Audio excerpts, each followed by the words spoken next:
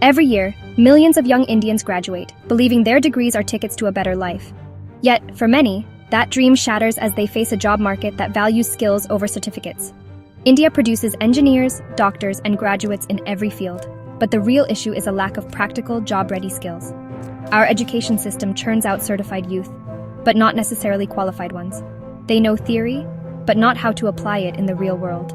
Priya, a top English literature graduate, found herself rejected from corporate jobs, not for lack of knowledge, but for lacking digital and analytical skills. Her story is echoed by millions who discover the promised path to success is outdated.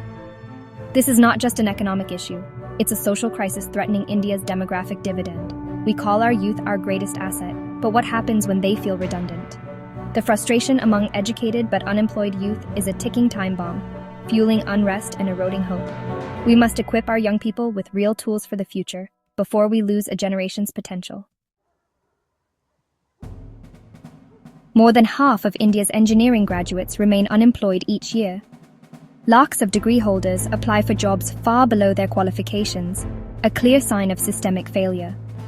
Less than half of Indian graduates are considered employable by industry standards. Companies spend months retraining new hires on basic skills that should have been taught in college. Samir, a commerce graduate, knew his theories but lacked hands-on experience with accounting software and GST compliance. Our curriculum lags behind the real world, leaving students stranded in a competitive market. While colleges churn out traditional graduates, the fastest-growing jobs are in data science, AI, and digital marketing. There's a huge demand for skilled technicians and healthcare workers, but our system still focuses on white-collar degrees. This mismatch is at the heart of India's youth unemployment crisis. India's skill gap starts in the classroom, where memorization trumps application. Students cram for exams but rarely tackle real-world problems or develop soft skills. Most engineering students never touch modern industry tools. Business graduates recite theories but lack digital marketing experience. Employers want adaptable problem solvers, not rote learners. The exam system rewards memory, not understanding, leaving little room for practical learning or internships. Students graduate with high marks but low skills, unprepared for the modern workplace. The bridge from classroom to cubicle is broken, and our youth are falling through the cracks. Technology and automation are reshaping jobs at breakneck speed, and India is at the epicenter. New roles, like app developers and cloud specialists, are emerging, while repetitive jobs vanish. Automation is real. Robots and software bots now handle tasks once done by humans. The jobs of tomorrow demand both technical expertise and human skills, creativity, emotional intelligence, and adaptability. Our education system barely acknowledges this shift.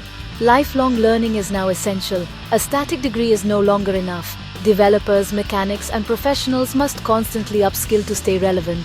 We must transform our workforce from passive consumers of technology to active participants in the digital economy.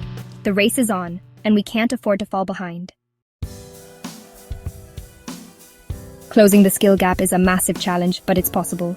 The first step is radical curriculum reform, moving from rote learning to practical, hands-on education. Vocational training and apprenticeships must become core parts of mainstream education. We need high-quality institutes aligned with industry needs, offering courses in sectors like renewable energy, healthcare tech, and digital services. The private sector must partner with academia, designing curricula, sponsoring labs, and providing internships. Earn and learn models can make students job-ready and support those from weaker backgrounds.